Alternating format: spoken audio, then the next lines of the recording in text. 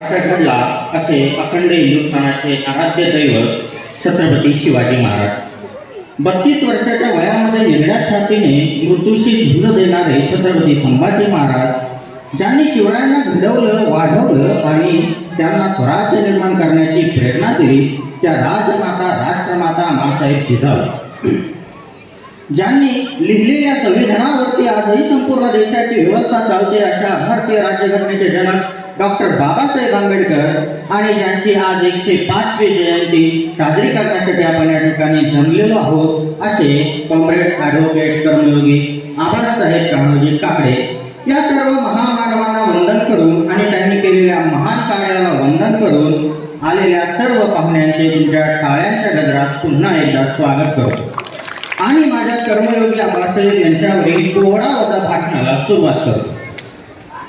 ओम नमो श्री जगदंबे, ओम नमो श्री जगदंबे। करुण तुझ प्रारंभे डफावर थाप तुंतुण्याचा, डफावर थाप तुंतुण्याचा, शाहीर हा महाराष्ट्राचा प्राण, शाहीर हा महाराष्ट्राचा प्राण। आबासाहेबांचे गातो गुणगान जिरहाजी, आबासाहेबांचे गातो गुणगान जिरहाजी। मुक्कामी वडोली गावाला, शेवगाव तालुक्याला, नगर जिल्ह्याला शाहिरान साज चढविला, शाहिरान साज चढविला, पुराकडून शाहिरीचा झाला। शाहीर मच्छिंद्र गातो पोड्याला जिरहाजी, गातो पोड्याला जिरहाजी, गातो पोड्याला जिरहाजी। विश्वात होण्या माहीर म्हणून आज झालो शाहीर, तुम्हा समोर करतो जाहीर, करतो जाहीर जिरहाजी, करतो जाहीर जिरहाजी। पित्याने लिहिले कवनाला, म्हणून उभा राहिलो गायनाला, श्रोत्या हो तुम्ही द्यावे ध्यानाला, द्यावे ध्यानाला जिरहाजी, द्यावे ध्यानाला जिरहाजी। पहिले नमन साधू संताला, एकनाथाला, रामदासाला, शिवप्रभूंच्या गुरुचरणाला जिरहाजी, शिवप्रभूंच्या गुरुचरणाला जिरहाजी। आणि अशा प्रकारे महाराष्ट्र प्रांत साधू संतांच्या ऋषी मुनींच्या पदस्पर्शाने पावन झालेला असो, येथील शिववीरांची, क्रांतिकारकांची आणि विद्वानांची खाणच आहे की काय असे आपल्याला वाटते। महाराष्ट्रातील नगर जिल्हा सुधारला अपवाद नाही। या नगर जिल्ह्याने अनेक इतिहास पाहिले, तसेच अनेक इतिहास घडवले सुद्धा आहेत। आपला भारत देशाला स्वातंत्र्य मिळाल्यानंतर हा अहमदनगर जिल्हा काही काळ अडाणी जिल्हा म्हणून ओळखला जात होता आणि त्याचं कारणही तसंच आहे। मित्रांनो, इतिहास घडत नसतो तर त्याला घडवावे लागतं, रक्ताचं पाणी करावं लागतं, सर्व स्वतः त्याग करावा लागतो, तेव्हा इतिहास घडत असतो। असाच एक इतिहास मी आपल्या समोर कोवड्याच्या रूपाने सादर करत आहे। 1919 सालाला प्रकारे काय झाला नगर जिल्हा शेवगाव तालुक्याला, इतिहास घडला मंगरूळ गावाला, इतिहास घडला मंगरूळ गावाला। श्रोते हो तुम्ही द्या ध्यानाला, द्यावे ध्यानाला जिरहाजी, द्यावे ध्यानाला जिरहाजी। कान्होजी काकडे मूळचे काकड्याच्या टेनीचे, तालुका आष्टी, जिल्हा बीड, आपल्या कुटुंबाचा चरितार्थ नीटनेटका चालावा म्हणून या हेतूने त्यांनी अहमदनगर जिल्हा तालुका शेवगाव येथील मंगरूळ बुद्रुक या गावाची निवड केली। काकडे घरात पाटीलकीची परंपरा होती, त्यामुळे गावची सारी जबाबदारी चालीरीतीप्रमाणे कान्होजी पाटलावर येऊन पडली। कान्होजी पाटील वारकरी संप्रदायातील धार्मिक वृत्तीचे होते। त्यांचा रुबाब दरारा मोठा होता, तरी सुद्धा त्यांनी त्याचा गवगवात दाखवला नाही। गावाची सारी जबाबदारी कान्होजी पाटलावर येऊन पडली। या दुष्काळामुळे निर्माण झालेल्या संकटांना कसे सामोरे जायचे याविषयी पाटलांच्या वाड्यावर येऊन लोक चर्चा करू लागले। दुष्काळामुळे लोक हैराण झाले होते। वैशाख संपला होता, ज्येष्ठ सुद्धा सरत आला होता, तरी सुद्धा पावसाचा राख रंग दिसेना, म्हणून गावातील सर्व मंडळी पाटलांच्या वाड्यावर जमा झाली होती। याच वेळी निसर्गाने आपला रंग बदलायला सुरुवात केली। आता आकाशात काळेकुट्ट ढग जमू लागले, आकाशाकडे धुळीचे लोक झेपा घेऊ लागले आणि आकाशाकडे डोळे लावून बसलेल्या मंडळीच्या डोळ्यासमोर विधा जमू लागल्या आणि वादळाला जोरात सुरुवात झाली। आकाशी धुळा उडाला, आकाशी धुळा उडाला, चमत्कार झाला, वाड्यातून सांगावा आला, वाड्यातून सांगावा आला। लक्ष्मी मातेला पुत्र झाला जिरहाजी, लक्ष्मी मातेला पुत्र झाला जिरहाजी। तो दिवस सुद्धा 25 जून 1919 कान्होजी पाटलांना तिसरा मुलगा झाला। ज्याप्रमाणे कान्होजी पाटलांना धरणी मातेनं सुखावलं होतं, त्याप्रमाणे लक्ष्मी मातेचं मन पुत्र प्राप्तीमुळे आनंदाने भरून गेलं होतं। कान्होजी पाटलांनी बाळाचं नाव ठेवण्याचा कार्यक्रम आयोजित केला आणि गावातील आया लागल्या. तो कसा तर ऐका. पहिल्या दिवशी जन्मले बाळ चला वयानो जपूया नाळ बाळ दिसे जणू कृष्ण गोपाळ जो बाळ जो रे जो बाळ दिसे जणू कृष्ण गोपाळ जो बाळ जो रे जो. दुसऱ्या दिवशी दुसरा थाट बाळाला पाहण्याची गर्दी अफाट नका बायानो करू गोंगाट जो बाळ जो रे जो नका बायानो करू गोंगाट जो बाळ जो रे जो.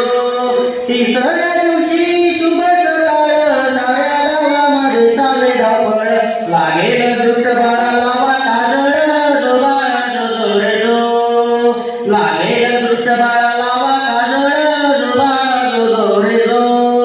चवथ्या दिवशी चाले आरत लक्ष्मी मातेची थोरही कुस बाळाला पाहून पिताई कुश जो बाळ जो रे जो बाळाला पाहून पिताई कुश जो बाळ जो रे जो. पाचव्या दिवशी पाचीच राधा आमंत्रण देई साऱ्या गावाला नाव भागोजी ठेवलं बाळाला जो बाळ जो रे जो नाव भागोजी ठेवलं बाळाला जो बाळ जो रे जो. आणि अशा प्रकारे मंगळ गावामध्ये बाळभागवतीचा नामकरण सोहळा अतिशय आनंदात पार पडलेला आहे. मित्रांनो, कान्होजी पाटलांनी बाळाचे नाव भागवतीच का ठेवलं? कारण कान्होजी पाटलांच्या आईच्या अंगावरील सर्व खुणा तशाच बाळाच्या अंगावर दिसत होत्या, म्हणून कान्होजी पाटलांनी बाळाचे नाव भागवती ठेवलं. छोटासा भागवती मंगळ गावच्या मातेत आणि लक्ष्मी मातेच्या कुशीत चंद्राच्या कलेप्रमाणे वाढत होता. बाळ भागवती 5 वर्षाचा झाल्यानंतर त्याला शाळेत घातलेला आहे. भागोजी होता वयाने लहान भागोजी होता वयाने लहान घेऊ लागला शाळेत शिक्षण. वडिलांची आज्ञा मानून करू लागला भजन कीर्तन. सवंगड्यांना संगे घेऊन करू लागला कथा कीर्तन. भागोजी होता गुणवान जिरहजी. भागोजीला लहान वयात शिक्षणाबरोबर भजन कीर्तनाचा छंद लागला आणि आपल्या मित्रांना बरोबर घेऊन कथा कीर्तन सांगू लागला. भागोजीच्या जिद्द होती, हुशारी होती आणि त्याला कुणाची तरी साथ हवी होती, मार्गदर्शन हवं होतं. ह्याच वेळी पुढील शिक्षणासाठी भागोजीने मंगळ गाव सोडलं. भागोजीने सोडलं गावाला. भागोजी आला शेवगावला. मस्के गुरुजींच्या शाळेला झाली सुरुवात अध्ययनाला. आश्चर्यचकित केलं सर्वांना जिरहाजी. भागोजींनी आपल्या अंगातील कलागुणांनी सर्वांना आश्चर्यचकित केलं. रोज भागोजींच्या मनात एक नवी उर्मी येऊ लागली, एक नवा दृष्टिकोन येऊ लागला. आपला भारत देश कठीण परिस्थितीतून चाललेला आहे याची जाणीव त्याला हळूहळू विद्यार्थी दशेतच होऊ लागली. भागोजी मॅट्रिकची परीक्षा पास झाला आणि पुढे वकील होण्यासाठी पुण्याला गेला. पुण्याला जाऊन त्यांनी स्वतःचं नाव बदलून जगन्नाथ ठेवलं, कारण भागोजी म्हणजे भेकरा रणरणातून पळणारा असे भागोजीला वाटत. वकिलीचे शिक्षण पूर्ण झाल्यानंतर जगन्नाथ आपल्या मंगळूर गावी आला. मंगळूर गावात आल्यानंतर त्याच्या मित्रांनी त्याचे स्वागत केले. आपला भागोजी वकील झालेला पाहून सर्वांना आनंद झाला. तो कसा तर ऐका. लक्ष्मीच्या बाळा तो लय शिकला शाळा शिकून सवरून लय मोठा झाला रमाईतर माझा वकील झाला. शिकून सवरून लय मोठा झाला रमाईतर माझा वकील झाला. अंगाचा कोट पायात बूट शोभून दिसते डोक्यावर हॅट डोक्यावर हॅट. कसल्याच प्रकारचा गर्व नाही त्याला रमाईतर माझा वकील झाला. कसल्याच प्रकारचा गर्व नाही त्याला रमाईतर माझा वकील झाला. भागोजीचे नाव बदलून जगन्नाथ झालं, परंतु लोक त्यांना जगन्नाथ म्हणतात आबासाहेबच म्हणू लागले, कारण आबा म्हणजे मोठा भाऊ आणि साहेब म्हणजे शिकलेला सवरलेला. ह्याच लोकांना त्यांच्याकडे पाहण्याचा दृष्टिकोन तयार झाला. आबासाहेबांनी स्वातंत्र्य चळवळीत धीरपणे भाग घेतला आणि अनेक वेळा भूमिगत झाले, अनेक वेळा तुरुंगात गेले. दीन दलित गोरगरिबांचे कुल ताब्याखाली दिलेल्या जमिनी सोडून दिल्या आणि त्यांच्या राजकीय जीवनात सुरुवात झाली. कोपरे जाणून झालेच पाहिजे, कानापुरी झालीच पाहिजे यासाठी अनेक वेळा तुरुंगात गेले. दीन दलित गरीब गोरगरिबांच्या मुलामुलींना शिक्षण घेता यावे यासाठी त्यांनी अनेक शाळा काढल्या, अनेक वसतिगृहे काढली. असे हे महान व्यक्तिमत्वाने केला मान्य नव्हते आणि या महामानवाचे 9 ऑक्टोबर 1978 साली निधन झाले. मावळला तो तळाचा सूर्य काळा अडतेला, गोरगरिबांचा तो वाली नियती पुढे झुकला, गोरगरिबांचा तो वाली नियती पुढे झुकला. हे शिक्षण महर्षी ज्ञान सम्राटातून मानाचा मुजरा, आशीर्वाद द्यावा तुम्ही या शाहिरा, आशीर्वाद द्यावा तुम्ही या शाहिरा, या शाहिरा. संयोजकांनी या ठिकाणी मला जी बोलण्याची संधी दिली त्याबद्दल मी त्यांचे धन्यवाद व्यक्त करतो. जय हिंद, जय भारत. धन्यवाद. धन्यवाद. सुंदर असा पोवाडा सरांनी आपणासमोर सादर